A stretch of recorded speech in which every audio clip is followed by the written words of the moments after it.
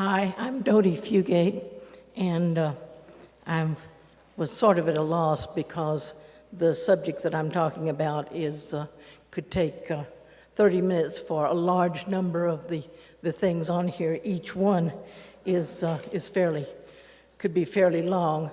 The first thing I better clarify is what the name of the talk is. And why it's that name.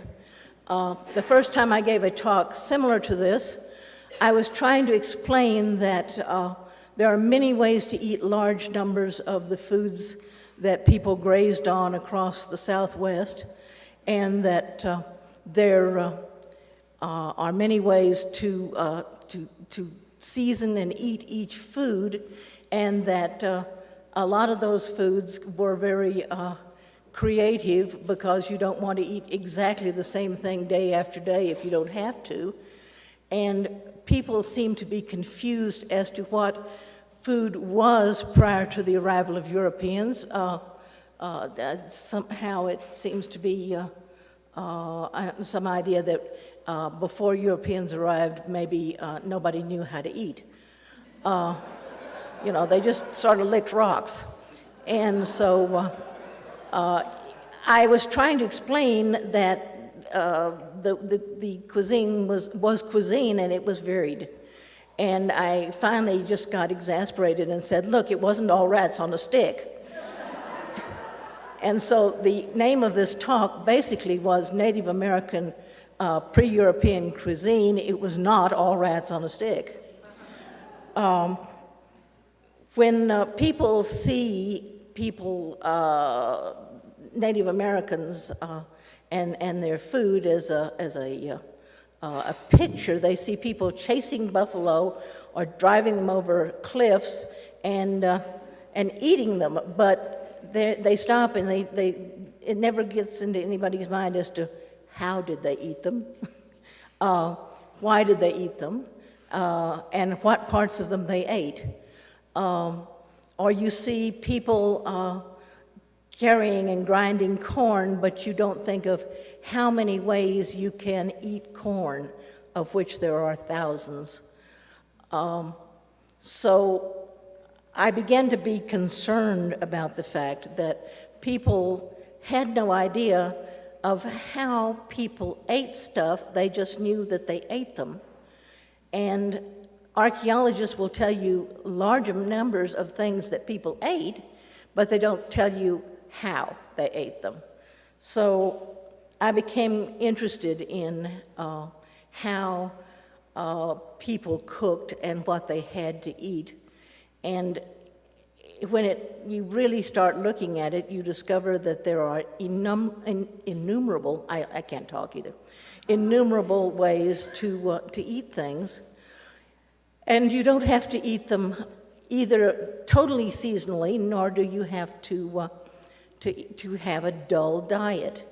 The first things you see are the three sisters, corn, beans, and squash. But before people were eating corn, beans, and squash, what were they eating?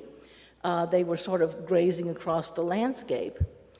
And in one paper I read, someone had asked this same question: what did people eat? And the reply from the archaeologist was they ate corn and anything else they could catch. And basically that's true. If you start looking at the Southwest landscape, because we go from desert all the way up to alpine, people could go in various places, gather stuff, bring it back to where they were living, and keep it to have a varied diet. With buffalo, you could dry it and keep it, but what did you do with it then? Did you take the jerky and soften it up and fry it up on a hot rock, or did you pound it up with other things and make pemmican? With corn, as I said, there are an incredible number of ways that people ate corn prior to the arrival of Europeans and wheat, which isn't as healthy. I digress here to the side a little bit because I know something about some stuff that people probably don't think about. I had a friend many years ago who had a grant to sit around and chew agave. He spent 2 years sitting around on Tumamoc Hill in Tucson chewing agave. He chewed it sideways and up and down and back and forth, and then wrote a doctoral dissertation on how to chew agave. But one of his things that he wrote about, which you totally, is off the wall if you're thinking about it, is pastels. What people would do is you're sitting around and you're weaving, or you're sitting around making baskets, or you're sitting around doing something, and people would grind up milkweed sap or pinon pitch with like choke cherries, juniper berries, pinon nuts, and they would make it into a kind of a paste, and they'd roll it up in either an agave leaf or more commonly a piece of corn shuck, and they would sit there and they would chew it and suck on it. So basically you had a long-term lollipop that you could suck on and chew while you were doing whatever handwork you were doing. And some people, as it turns out, stuffed it, and some people held it in the corner of their mouth and sucked it. I mean, you can learn anything if you study it long enough. So people actually had things like chewing gum and things that you could chew on for entertainment and because it tasted good. As a matter of fact, people made teas not only out of the usual Indian tea that you see, but sumac. It turns out people made tea out of flowers. They made tea out of mints. And there were mints. There was horehound. So there were a lot of things that people could eat even before the arrival of corn, beans, and squash. We have pigweed and all the china pods, and you can always tell when people were eating them because they had a round mano, and they had to grind it a slightly different way. You had grease from not only any animals that you were eating, and of course what you ate was, in the animal department, was what you could catch. Including rats on a stick, I suppose. I was not thinking of the Norway rat, I was thinking of pack rats, who some of them apparently are kind of tasty if they're out there just eating juniper and not my wiring. And rabbits. Somebody was telling me yesterday that they found a beautiful Paleo-Indian dart, and you see these guys going out after elephants, but when they tested what the dart was used on, they got a rabbit. I mean, you don't pass up a rabbit just because you're looking for something larger. People did not use meat as heavily for food in those days as they used it as a flavoring, and you could use grease to cook various types of food. It was not uncommon to do this with wild turnips and potatoes. A wild potato, they're about that big around, but if you gather enough, they will make a mashed potato. But you have to peel them, or they will make you sick. People learn this pretty fast, and there are a number of foods that have to be processed before you can eat them. But if you take those potatoes and mash them up with, say, bear grease, it turns out that they're really quite tasty. Whereas people also used pinon nuts as a grease, and sunflowers a lot as a grease. Sunflower seeds were used. So there was a lot of vegetal oils used as well.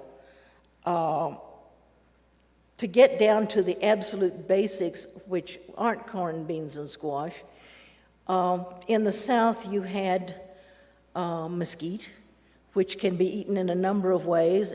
You don't just make your steaks taste better. And mesquite flour is indeed an excellent thing to eat. And the pink mesquite especially is quite sweet.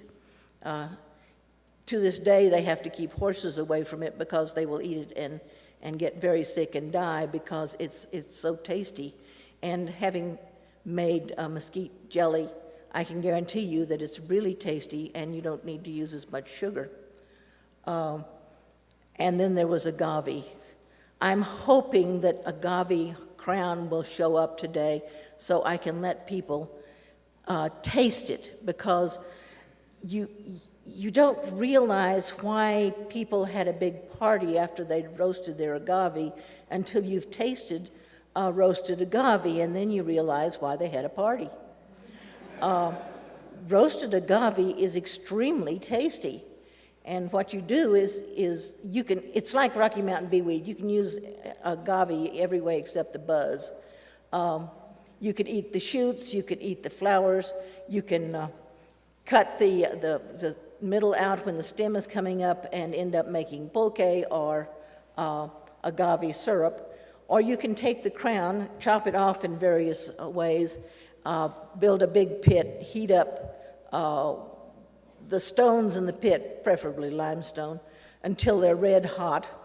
Pull out some of the rocks, throw in the agave leaves, and then put the agave hearts, which look, they call them piñas in some places because they look a whole lot like a pineapple, a big pineapple, and roast them for 2 or 3 days and pull them out, and all of the sugar that was coming into the plant to put the stem up to bloom is there in the agave, and you can pull those off and start eating them immediately. And I'm sorry, I actually had some agave that came from the blue agave that they make the finest tequila out of, and my first thought was, why are they making tequila out of this stuff? It's far too tasty. It's as delicious and sweet as any kind of molasses, and it tastes better. Also, it keeps.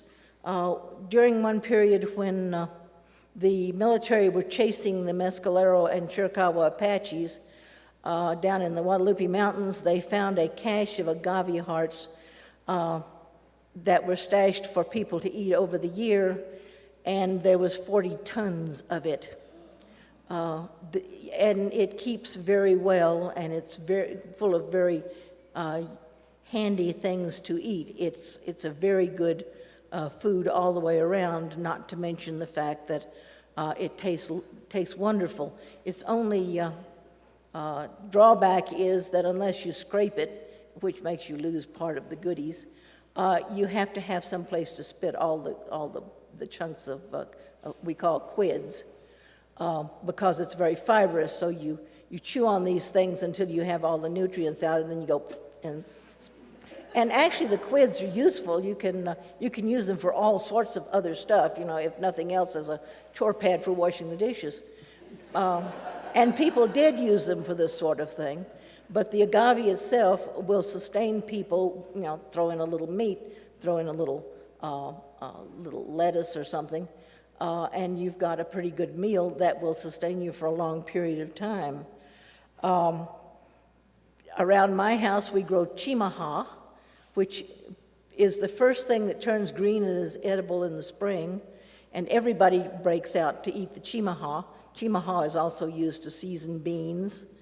And the camote, which is the bottom part, which is down there close to China, can be ground up and used as a whey bread. The banana yucca, yes.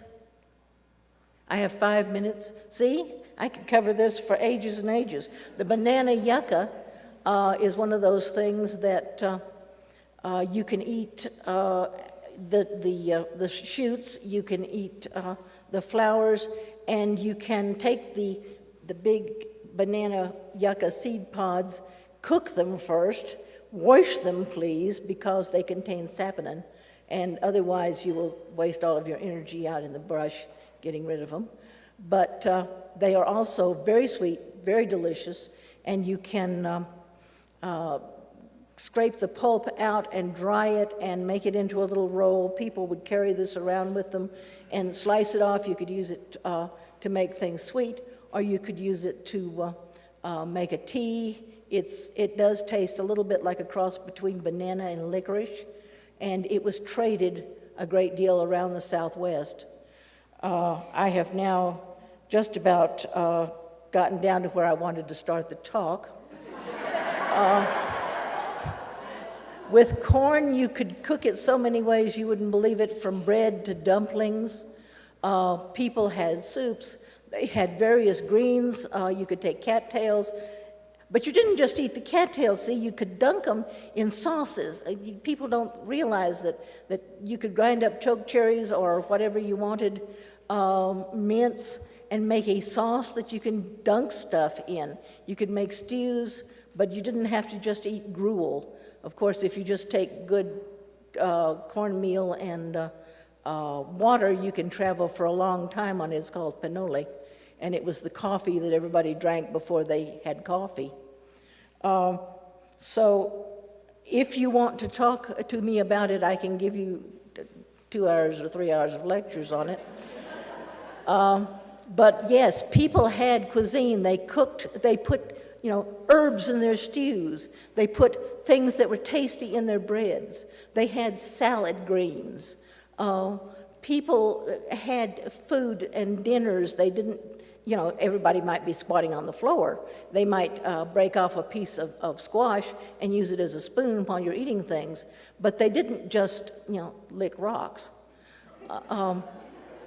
Before I give this over to someone who has more to talk about,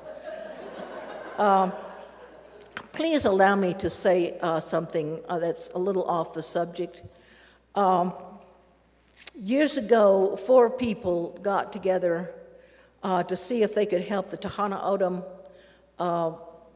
go back into farming because of the problems with diabetes and the fact that they had lost their farming tradition. They went out to the Tohono O'odham reservation to find out what these people would grow. They said they did not want burpee seeds. They wanted their old seeds back. Could they be found? So these guys sat down in a garage, a little room. Mahana Dries says it was her garage, but she was my landlady. It was my garage. And they set up a collection for Native American seeds, which they spread all over the Southwest and down into Mexico. Their names were Barney Burns from Carlsbad, New Mexico, Mahana Dries from California, Gary Nabhan, and Carol Reichert. They started a thing called Native Seed Search, Southwest Ethnographic Agricultural Resource Clearinghouse. And that went from saving seeds to setting up programs that different groups could use to set up their own seed banks. In other words, we didn't set it up so that we told people how to set up their seed banks. They did it themselves. This went on to the point where Barney was able to convince the Mexican government to set up a national park to preserve some areas in the canyons down in Sonora, convinced the World Bank to start helping the Tarahumaras get back to their traditions, got the federal government and the state of Arizona to set aside an ecology for a place where we found actual old original chili tepines on the border. We lost Bernie 2 weeks ago. So Barney Burns died 2 weeks ago, and I would like to say that I'd dedicate this particularly lame lecture to Dr. Barney Burns. Thank you.